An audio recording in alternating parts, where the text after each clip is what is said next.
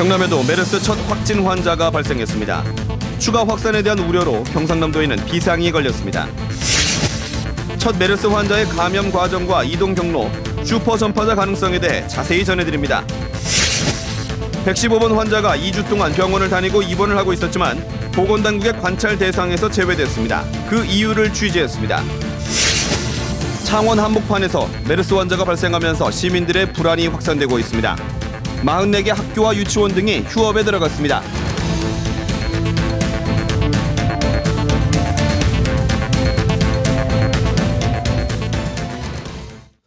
안녕하십니까. 이어서 경남 소식입니다. 그동안 청정 지역을 유지하던 경남에서 결국 메르스 확진 환자가 나왔습니다. 창원에 사는 70대 여성이 삼성 서울병원에서 진료를 받은 이후 창원의 한 병원에 입원했다가 메르스 환자로 판정받았습니다. 보도에 천윤수 기자입니다. 보건복지부는 메르스 115번 환자로 창원시 성산구의 77살 여성을 확진 발표했습니다. 이분에 대한 감염 경로를 확인하기 위해서 현재 동선 파악에 대해서 정밀 조사를 진행 중에 있습니다. 115번 환자는 지난달 27일 메르스 환자가 가장 많이 나온 삼성 서울병원에서 정형외과 외래 진료를 받았습니다. 115번 환자는 메르스 환자가 있던 응급실과 외래 환자가 함께 쓰는 X선 촬영실에서 감염된 것으로 추정되고 있습니다. 환자는 어제 입원 중이던 창원 SK병원에서 이상 소견이 발견돼 메르스 검사를 받게 됐습니다. 경상남도 메르스 대책본부는 SK병원은 폐쇄했습니다. 입원 환자 38명과 의료진 16명은 병원 안에 함께 격리됐습니다. 경상남도는 오늘 대책본부장을 도지사로, 시군은 단체장으로 격상시켜 비상 대응에 돌입했습니다. 정확한 정보를 국민들에게 알려주고 그리고 국민들하고 정보 체계를 공유하고 그렇게 대처를 하면. 민관합동대책본부는 메르스 115번 환자 확진에 따른 경남 지역의 메르스 대확산에 대비해 전담병원 지정과 운영 방안 등을 과제로 남겨두고 있습니다.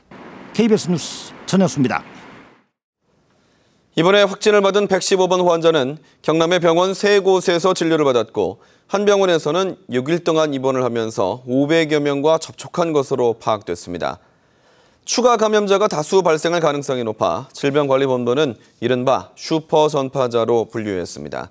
이어서 박상현 기자의 보도입니다. 메르스 14번 환자가 삼성 서울병원 응급실에서 진료를 받은 기간은 지난달 27일부터 30일 사이, 경남의 첫 확진자는 지난달 27일 딸 부부와 함께 삼성 서울병원 정형외과에 외래 환자로 진료를 받다가 메르스에 감염이 됐습니다. 감염 사실을 모른 채 승용차로 창원에 돌아온 환자는 딸들과 함께 지난달 29일 창원 힘찬병원, 지난 3일 가족보건의원, 그리고 4일 다시 창원 힘찬병원에서 외래 진료를 받았습니다.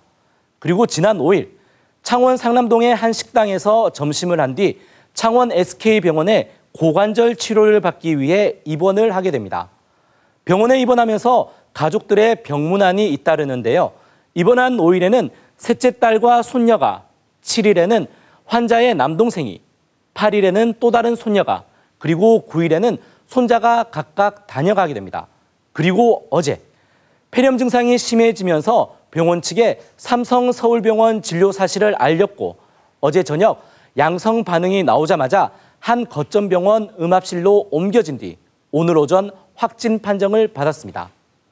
이렇게 115번 확진자는 병원에 입원한 6일 동안 요양보호사와 가족 등 밀접 접촉자가 14명에 이르고 병원 외래 진료자와 의료진 등 549명과 접촉을 해 이들은 격리 상태에 있습니다.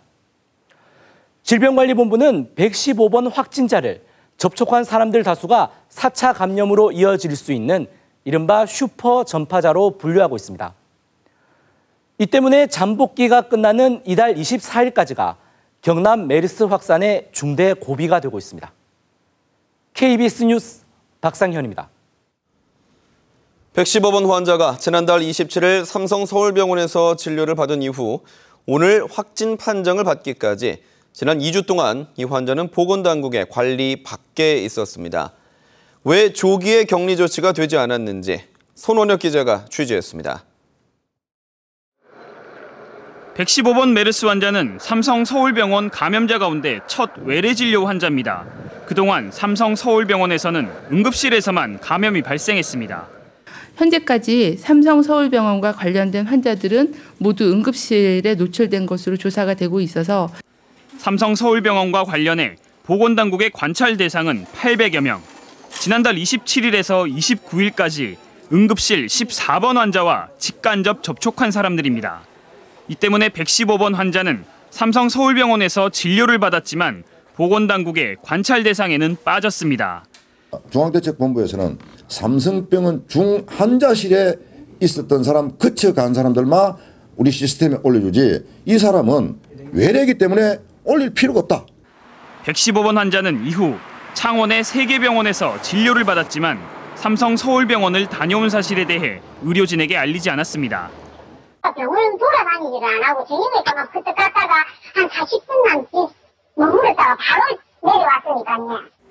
115번 환자가 입원했던 SK병원 측은 지난 8일 115번 환자에게서 폐렴 증세를 확인하고도 적극적인 대응조차 하지 않았습니다.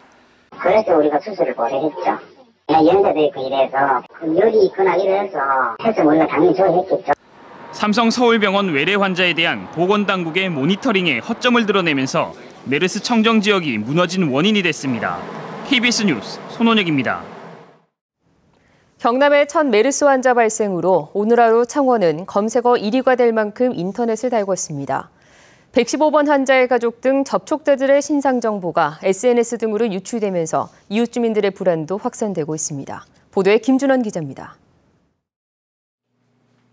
경남의 첫 메르스 환자가 확정 판정을 받은 뒤 사회관계망 서비스에 공개된 문서입니다. 115번 환자의 가족 이름은 물론 아파트 동과 호수에서 소속 학교까지 여과 없이 나옵니다. 창원시가 메르스 환자 발생에 따른 조치 계획으로 만든 겁니다. 해당 지역 아파트 주민들은 혼란에 빠졌습니다.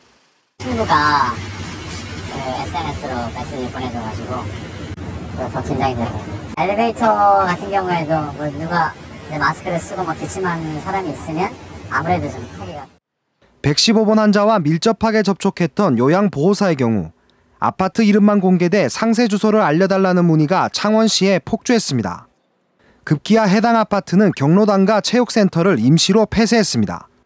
인터넷 도로를 모사는 메르스 확진자는 아니고 잘 격리 중이라 합니다. 오늘 경로당 센터에 대처를 알려드립니다. 창원도심 한복판 병원에서 메르스 환자가 발생했다는 소식에 상가에는 손님의 발길이 끊겼습니다. 우리 예약 받아봤어. 제 10대 파랑에 확진 받았어요. 아우 마음새 말이 아니에요. 한편 115번 환자 가족들은 인터넷에 개인정보가 유출됐다며 경찰에 고소장을 제출해 경찰이 최초 유포자 수사에 나섰습니다. KBS 뉴스 김준원입니다. 115번 환자와 접촉한 사람들이 500여 명에 이르다 보니 학부모들의 거센 요구에 따라 유치원과 학교들이 오늘부터 휴교에 들어갔습니다. 계속해서 김소영 기자의 보도입니다. 확진자 발생 병원에서 1km 떨어진 중학교입니다. 수업 중이어야 할 교실이 텅 비어 있습니다. 점심시간을 전후해 학생들은 모두 귀가 조치됐습니다. 지역 주민도 그렇고 하니까 불안하니까 일단은 오늘 오후 수업하고 내일 수업만 하면 메르스와 관련해 창원 지역 25개 학교와 19개 유치원 등 모두 44곳이 내일까지 휴업에 들어갔습니다. 대부분 확진자 발생 병원과 인접해 있거나 확진자의 가족이 다니는 학교들입니다. 학부모님들의 우려가 우리가 걱정하는 우리가 설득할 수 있는 범주를 넘어서 휴업을 하지 않은 주변 학교에서도 학부모들을 중심으로 휴업 요구가 잇따르고 있습니다. 학교 하루하루 보낼 때마다 좀 걱정이 많이 좀 늘어요. 면역력이 약하니까 혹시나 감염될까 그게 제일 걱정이죠. 교육청은 휴업 기간과 추가 휴업 학교 지정 여부는 향후 추이를 본 뒤 보건당국과 협의해 결정하겠다고 밝혔습니다. KBS 뉴스 김소영입니다.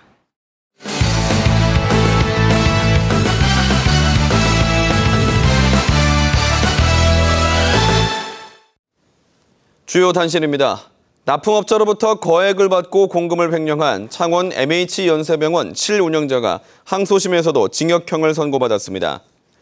부산고법 창원재판부 제1형사부는 배임 수재와 횡령 혐의로 기소된 MH연세병원의 실질적인 운영자인 MH에탄올 대표 최모 씨의 항소심에서 원심을 깨고 징역 2년 6월에 추징금 1억 6천만 원을 선고했습니다. 최 씨는 1심에서 징역 3년을 선고받고 법정 구속됐습니다. 경상남도의회 제327회 임시회가 오늘 개원해 8일간의 일정으로 열립니다. 이번 임시회에서 경남도의회는 경남도청과 교육청 공무원들을 출석시켜 도정 질의를 하고 조례안 9건과 개정 규칙 6건을 처리합니다. 경남도의회는 오늘 본회의를 열고 경남 동부지역 일대가 위험지역에 속한다며 고리 원전 1호기 완전 폐쇄 촉구 대정부 결의안을 채택했습니다. 통영경찰서는 소형 어선을 불법으로 증축하거나 개축해 조업한 혐의로 연안 어선과 낚시 어선 선주 42살 A씨 등 11명을 불구속 입건했습니다. 이들은 지난해 2월부터 올해 1월까지 자신이 소유한 선박에 대해 설계도대로 건조해 검사를 받은 뒤 선실을 넓히거나 선미, 갑판을 늘려 선체를 확장한 혐의를 받고 있습니다. 경찰 조사 결과 이들은 낚시객을 더 승선시키거나 어구를 더 싣기 위해 불법 증축을 한 것으로 드러났습니다. 남해고속도로 냉정-부산 확장 구간 개통식이 열렸습니다. 한국도로공사는 오늘 오전 김해 장유휴게소에서 300여 명이 참석한 가운데 개통식을 열고 이번 확장공사 마무리로 이 구간 통행이 36분 단축되고 연간 물류비도 1,900억 원 정도 절감될 것으로 기대된다며 개통을 기념했습니다.